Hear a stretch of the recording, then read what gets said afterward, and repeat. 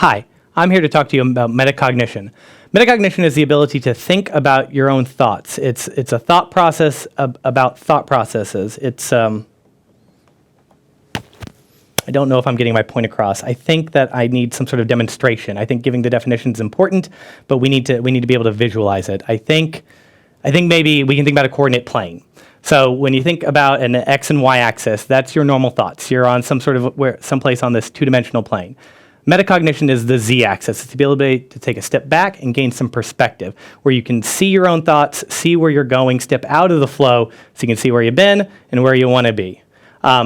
So teachers, we do this all the time. We're doing something called social metacognition, where we're not only thinking about our own thoughts, we're thinking about the thoughts of our students. Are they getting it? Do they understand it? This kid's getting it. What can I do next with them? It can be really tough for kids to take that, to get into that driver's seat.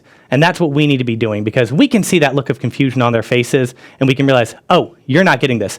I probably need to get out some manipulative so you can see it concretely. Or I can see, oh, you're scratching your head. Whenever you scratch your head, that means you're getting angry. You're about to throw a desk. I need to take you out of the situation so you can get some water, and I can be your sounding board, and we can talk it through. We need to help kids get to that point where they can catch themselves, because we won't always be there for them. They won't always have a teacher that's as good as you and I. So we need to be helping them learn these metacognitive strategies so they can get into that driver's seat.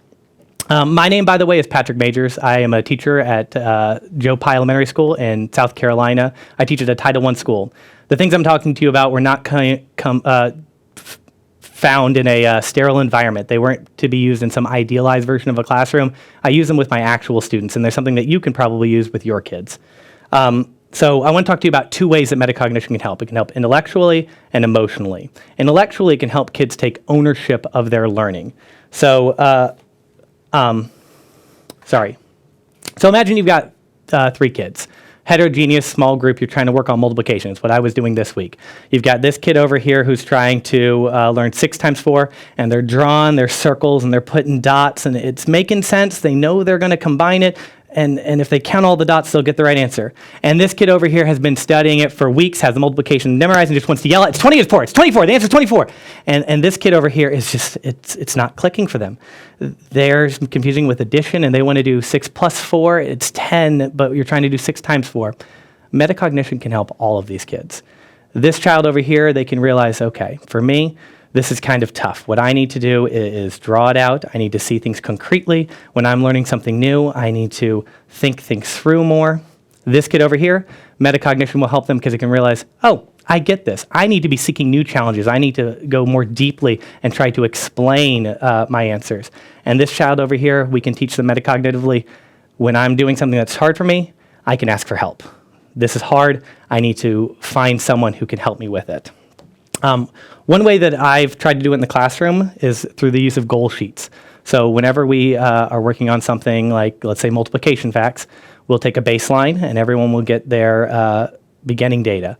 We'll set a goal together in a personal conference, one-on-one. All right, you're at 13 multiplication facts, let's try to get to 26 multiplication facts. You're at 10 sight words, let's try to get to 25 sight words. You've got a 67, let's try to bring that up to an 85.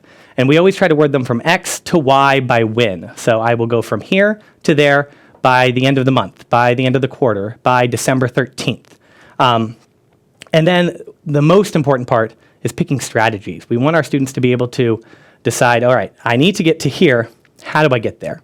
That's where metacognition steps in, where we can say, all right, you want to bring your grade up, you want to get this many multiplication facts, you want to learn this many sight words, what can you do to do that? So I always have a checkerboard of different strategies that they can pick. It could be as simple as, I will use flashcards with a buddy. I will take a pre-test and use the textbook to correct it. I will bring in my homework every day to go over it with my teacher, but little strategies.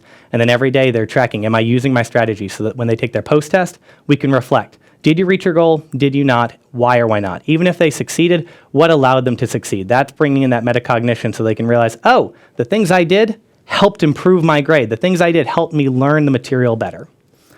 The other way that metacognition can help us is with students with emotional control issues. We've all had those, well, I've definitely had those kids that have thrown desks at me. I've had the kid that have yelled at me, the kids that have stormed and tossed things. And it's not because they didn't like me. They didn't hate me, even if they said it in the moment. It's because they didn't have the vocabulary to deal with those strong emotions. Metacognition helps students recognize, okay, I'm at a point of crisis. how can I get myself down? Or how can I, better yet, stop before I get there? And that's what metacognition is going to help with. I use things called I messages. We can't talk to students when they've lost control, when they're having a meltdown, but once they've calmed down, I always try to have them name their feeling. You felt angry or sad. You felt frustrated. What was the thing that caused this to happen, so we can think through a better choice for next time? So always naming it with those I messages and then coming up with what can they do next time, because it's going to happen again. They're going to get frustrated. Something's going to happen to set them off. How could we deal with that strong emotion in a more productive way? That's what metacognition is. It's helping students recognize their own thoughts and find ways to deal with those thoughts.